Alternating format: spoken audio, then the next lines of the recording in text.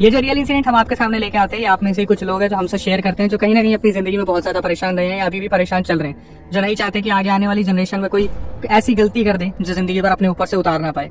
वैसे तो जिंदगी में कहीं ना कहीं बहुत सारी गलतियां होती हैं। कभी कभार हम ऐसे लाइफ पार्टनर चुन लेते हैं जिनके साथ हमारी बनती नहीं है, लेकिन कभी कभार हम ऐसे लाइफ पार्टनर्स भी चुनते हैं जिनसे हमारी बहुत अच्छे से बनती है, लेकिन फिर उसके बीच में कोई ना कोई कुछ ऐसे काली क्रिया या फिर कुछ ऐसा चीजें कर देते हैं, या फिर कहीं ना कहीं पास चल के इस तरीके से आ जाता है जहाँ पूरी जिंदगी ये इल्म होता है कि यार मैंने ये चीज क्यों की थी।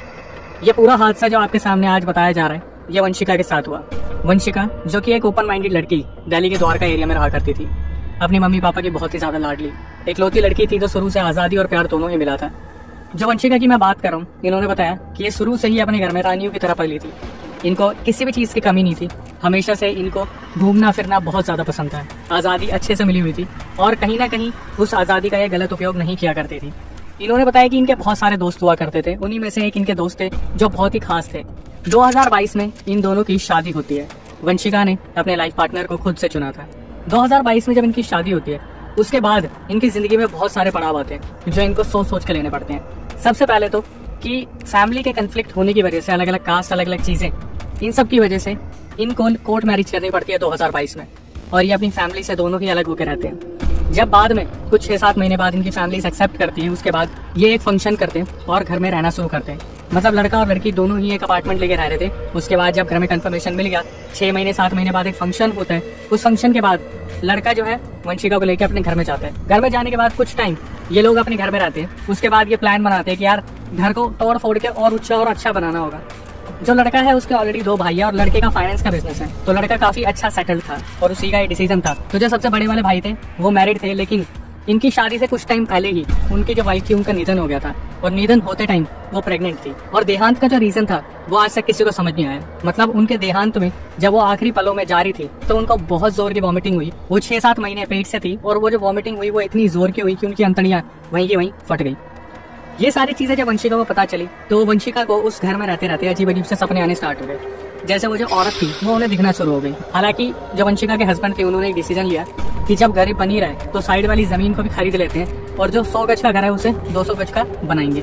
और ये इसी तरीके का डिसीजन लेते हैं और वंशिका को द्वारका के किसी अपार्टमेंट में शिफ्ट कर लेते हैं जहाँ पर शायद ये पहले रह रहे थे। अब वंशिका ने बताया कि अक्षय भाई मुझे शादी से पहले कभी कोई प्रॉब्लम नहीं रही। जब इनकी कोर्ट मैरिज हुई तो वो जो 6 महीने का 7 महीने का डिफरेंस था तब भी इन्हें कोई दिक्कत नहीं हुई। लेकिन जब ये लोग द्वारका में शिफ्ट हुए वापस अपने घर से लौट के, तो जब इन्हें बुरे सपने आने लगे थे उसी दौरान वंशिका पेट से हो गई। और जो वंशिका के हस्बैंड थे वो ज्यादातर काम से बाहर रहा करते थे, उन्हें बाहर रहना पड़ता था फाइनेंस के काम से।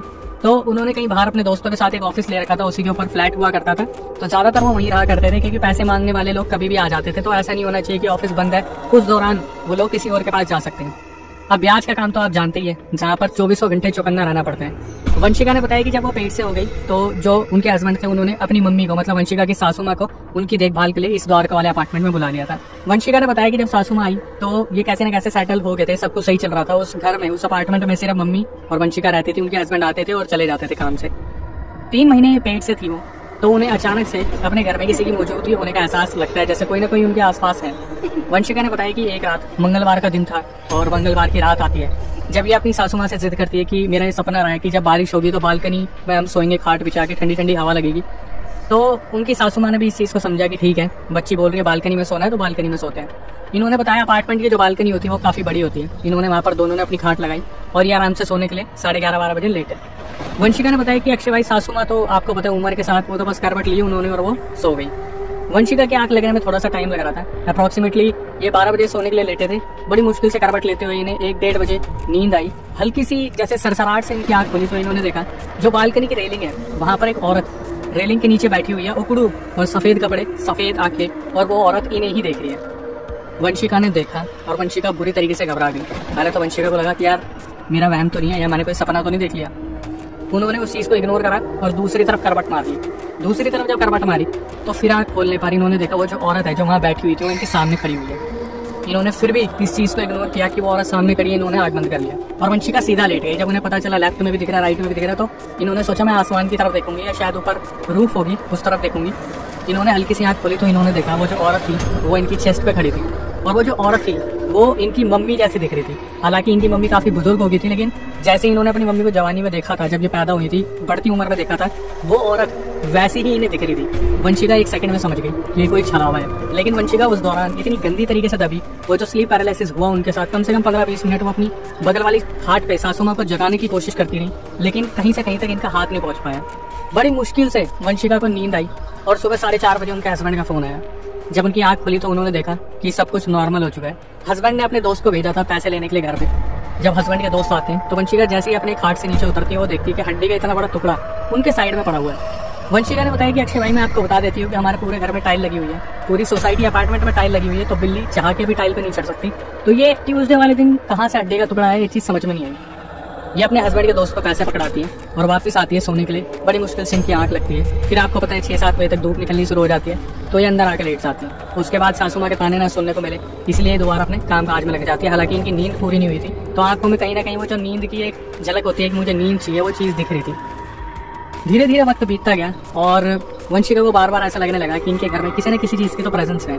ये जो मुद्दा शुरू हुआ था ससुराल से, अभी एक ऐसी जगह पे आ गया जहाँ पर ना तो ससुराल का कोई लेना देना है, ना कुछ ऐसा है। धीरे धीरे रातें बीतने लगी, वक्त बीतने लगा और वंशिका 6-7 महीने पेट से हो गई थी। जब वंशिका को लगा कि अब कॉम्प्लिकेशंस बढ़ रहे हैं, क्योंकि कहीं ना कहीं वंशिका को बहुत ज़्यादा हॉस्पिटल के चक्कर काटने पड़ते थे और ये सारी चीज़ें तीसरे महीने से ही शुरू हो गई थी। बार बार हॉस्पिटल में चक्कर काटना, कुछ ना कुछ टेस्ट कराना, अलग अलग चीज़ें करवाना, और उन्हें बहुत ज़्यादा वीकनेस होती थी। ध्यान रखने वाली सासू माँ हुआ करती थी, लेकिन एक घर में अगर आप बंद के रहते हो तो आपको पता है कि आपकी सिचुएशन क्या हो जाती है, खास करके प्रेगनेंसी में। वंशिका ने कई बार अपने हस्बैंड को बताने की कोशिश की कि ऐसे ऐसे घर में हो रहा है, तो उनके हस्बैंड यही बोलते थे कि देखो प्रेगनेंसी के दौरान ये नेगेटिव चीज़ें टूट के पड़ती है, तो थोड़ा बच के रहा करो, पूजा पाठ किया करो। वंशिका ने बताया कि वो बहुत ज़्यादा पूजा पाठ करती थी, लेकिन किसी भी चीज़ पर ऐसे असर हो ही नहीं रहा था। एक दिन ये अपने मायके आती है, जब इन्होंने डिसाइड किया कि मैं अपने मायके जाऊंगी और वहाँ पर रहूंगी, अपनी मम्मी के पास वापस आती है, तो इन्होंने ऑनलाइन नंबर निकाल के किसी आगोरी को कांटेक्ट किया। वो जो आगोरी थे वो इन्हें वीडियो कॉल पे आने को बोलते हैं। कंसल्टेशन फीस थी कुछ जो इन्होंने पे की। तो जो आगोरी थे जिन्होंने वीडियो कॉल पे इन्हें बुलाया, उन्होंने इन्हें बताया कि तुम्हारे साथ अभी इसी वक्त कोई एक औरत है जो सफ़ेद कपड़े में है, सफ़ेद आँखें हैं उसकी, और वो कभी जवान दिखती है, कभी बुढ़ी दिखती है। जो वंशिका थी समझ गई कि ये वही एंटिटी है जो इन्हें पहले दिखी थी। तो वंशिका बस सुनने लग रही थी और वंशिका ये चाहती थी कि जो आगोरी है वो कुछ भी गलत बता दे तो इनको तसल्ली हो जाएगी कुछ नहीं है। लेकिन जो आगोरी थे वो सामने से सब कुछ सच बता रहे थे। इन्होंने बताया आगोरी ने कि वो जो औरत थी, वो जो गुजरी थी, वो उसी सिचुएशन में गुजरी थी जिसमें भी तुम हो। तो वंशिका के जो होश उड़े, वो ये सोच के उड़े कि इन्हें कैसे पता कि मैं प्रेग्नेंट हूँ। और वो जो औरत गुजरी थी, जो सबसे बड़े भाई की वाइफ थी, वो उसी सिचुएशन में गुजरी थी जिस सिचुएशन में धीरे धीरे वंशिका आ रही थी। मतलब वंशिका को बहुत ज़्यादा वॉमिटिंग होती थी, बहुत ज़्यादा वॉमिटिंग होती थी। अब कहीं ना कहीं वंशिका के दिमाग में टेंशन आ गई कि यार कहीं मेरा भी इसी तरीके से खात्मा ना हो जाए कि मैं किसी दिन वॉमिटिंग करती करती चली जाऊँ और मेरे को कोई बचा ना पाए। इसके बाद जो आगोरी थे वो इनके सामने बहुत बड़े बड़े राज खोलते हैं कि बेटा वो एंटिटी तेरे को अभी तक ले जा चुकी होती, तेरे को कोई बचा रहा है क्या? शादी से पहले तेरी किसी से बातचीत होती थी, कोई बॉयफ्रेंड, कोई ऐसा लड़का जो तुझसे बहुत प्यार करता था? अब ये सुनने के बाद वंशिका के पैरों तले जमीन खिसक गई थी, क्योंकि ये चीज़ किसी को भी नहीं मालूम थी। इनकी शादी से पहले एक हादसा हुआ था और वो हादसा कोई छोटा मोटा हादसा नहीं था। तो चलिए उस हादसे की ओर चलते हैं। वंशिका ने हमें बताया कि अक्षय भाई एक्चुअली में हुआ क्या था। जब ये सिर्फ 16-17 साल की थी तो एक लड़का था जो इन्हें बहुत पसंद करता था और ये भी उन्हें बहुत ज़्यादा पसंद करती थी। वो लड़का दिखने में बहुत गुड लुकिंग था, वंशिका से तो ज़्यादा गुड लुकिंग था। वंशिका ने खुद ने बताया कि वो बिल्कुल प्योर वाइट था। मतलब अगर आप उसे नाखून भी मारोगे ना तो वो अपने शरीर को 15 मिनट तक घूरने लगेगा कि मुझे निशान कैसे दे दिया। मतलब वो बहुत मेंटेन रहता था, जिम वगैरह करता था। वंशिका और उनके फ्रेंड सर्कल के बोलने पर ये लोग रात को क्लबिंग करने जाते थे। उस लड़के की बस एक ही दिक्कत थी कि वो भूत प्रेतों को नहीं मानता था। वो जो लड़का था वो क्लब से आते वक्त हमेशा कोई शमशान पड़ता था, उसके सामने गाड़ी लगाता और वहाँ पर मजाक मस्ती करना शुरू कर देता था। डराता था, बार बार कोशिश करता था कि वंशिका को डराए। उनकी जो पीछे फ्रेंड बैठी हुई है, मतलब पीछे भी एक कपल होता था, लड़का लड़की, उनको डराए। ये हमेशा वंशिका और उसकी फ्रेंड को प्रूव करते थे कि ये नेगेटिव एंटिटीज कुछ नहीं होती, बोलने वाली बात होती है। वंशिका हमेशा अपने इस बॉयफ्रेंड को समझाती थी कि प्लीज़ यहाँ से चलो, कुछ ना कुछ ऊंच नीच हो जाएगी। एक रात क्या हुआ, जब ये शमशान के बाहर गाड़ी लगाई और उस टाइम वंशिका बहुत डरी हुई थी। वंशिका ने बोला कि मैं आज के बाद तेरे साथ आऊँगी नहीं अगर तू अभी के अभी चला नहीं तो। वंशिका जैसी गाड़ी में बैठी और गाड़ी चलनी स्टार्ट हुई तो अचानक से इन सबको, बस उस ड्राइवर को जो बॉयफ्रेंड था उसको छोड़ के बाकी तीनों को, जो लड़का और 2 लड़कियां थी, उन्हें अचानक से ऐसे लगा जैसे पीछे कोई खड़ा है। और वंशिका बहुत ज़्यादा डर गई, बहुत ज़्यादा। उन्होंने क्या करा, अपने बॉयफ्रेंड को बोला कि इस रास्ते से आज के बाद हम नहीं आएंगे, तुझे नहीं पता पीछे कोई एंटिटी मुझे दिखी है। और उस एंटिटी ने हो सकता है कि शायद शिकार बनाया उस इंसान को जो सबसे ज़्यादा वहाँ छेड़खानी करता था, मतलब वंशिका के उस बॉयफ्रेंड को। हुआ क्या, वंशिका ने बताया कि इस चीज़ के बाद वंशिका ने अपने घर पे बताया कि जब वो घूमने जाती है तो वो जो लड़का है मेरा बॉयफ्रेंड, वो इस तरीके से करते हैं। वो अपनी मदर से बहुत क्लोज थे वंशिका, उन्होंने बता दिया। तो उनकी मम्मी ने बोला वंशिका कि आज के बाद मैं तुझे नहीं जाने दूंगी, तू चिंता मत कर, तू आज के बाद क्लबिंग और नाइट पार्टी के लिए नहीं जाएगी, तेरे को बहुत आज़ादी दे दी। अब तुम अगर इन चीज़ों से मजाक करोगे तो कहीं ना कहीं तुम्हें दिक्कत होगी।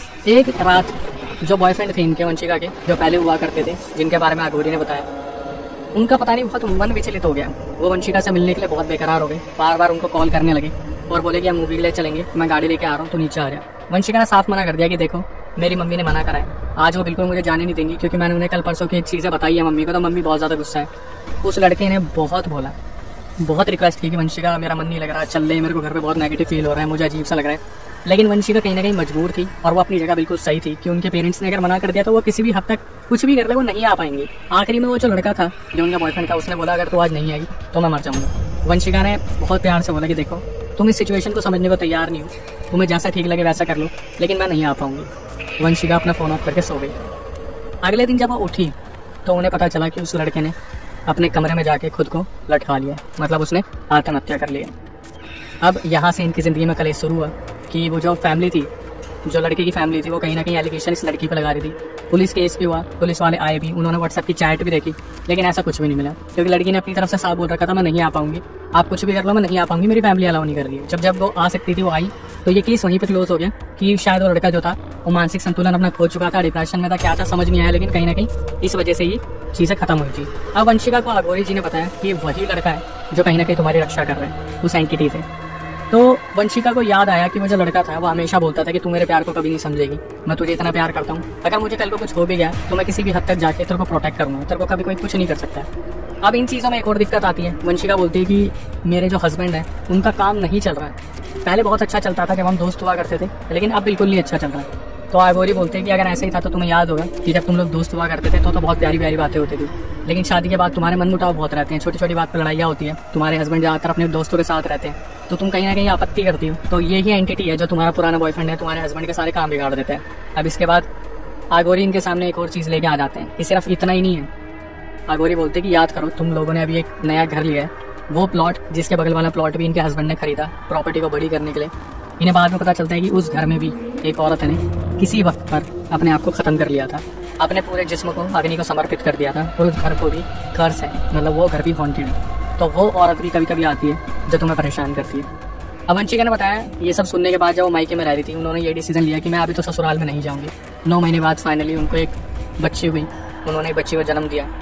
घर वालों ने बहुत समझाया कि ससुराल में जाना तो पड़ेगा, एक बार तो जाना पड़ेगा, कम से कम सबको बच्ची की शक्ल तो दिखानी पड़ेगी। और वंशिका ने बताया जब मैं वहाँ ससुराल में गई मेरी बच्ची को छाले पड़ गए और वंशिका को बैक टू बैक हॉस्पिटल जाना पड़ता था क्योंकि उन्हें वॉमिट पड़ती थी बहुत ज़ोर की। जब भी वो वहाँ जाती थी उनकी तबीयत ख़राब हो जाती थी। उसके बाद अलग अलग पंडितों से दिखाया गया, अलग अलग चीज़ें करवाई गई, क्योंकि जो दोनों भाई थे लड़के के कहीं ना कहीं वो भी बहुत ज़्यादा परेशान रहते थे और कहीं ना कहीं ये अब अपनी लाइफ में बहुत ज़्यादा परेशान चल रही हैं और हमें इन्होंने रीच किया है इस चीज़ के सॉल्यूशन के लिए। तो जब हमने चेक किया तो हमें पता चला कि ये सारी चीज़ें कहीं ना कहीं सच है, लेकिन इसके पीछे भी कोई एक बहुत बड़ा रीज़न है जिसमें घर वालों का हाथ है। सुन के लगता है ना कि इसमें पूरी एक मूवी बन सकती है, फिर भी हमने एक वीडियो आपके लिए बना दी, क्योंकि इसके बाद की moral of the story conclusion में मैं आपको यही समझाऊंगा कि आप इन चीज़ों से मजाक नहीं कर सकते।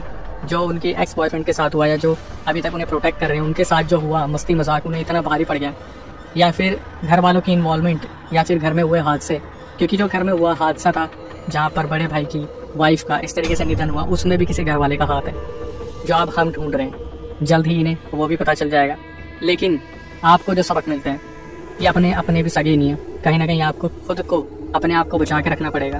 दिया हुआ मत खाइए, किसी के देने पर समझ जाइए कि इसका कोई इंटेंशन अजीब ही होगा। खैर फिर भी मैं यही बोलूँगा कि मैं हर वीडियो में कुछ ना कुछ आपको समझाता हूँ और आपसे सिर्फ एक रिक्वेस्ट करता हूँ कि जितने व्यूअर्स हमारे चैनल पर आए हैं वो चैनल को सब्सक्राइब कर ले, बेल नोटिफिकेशन ऑन कर ले।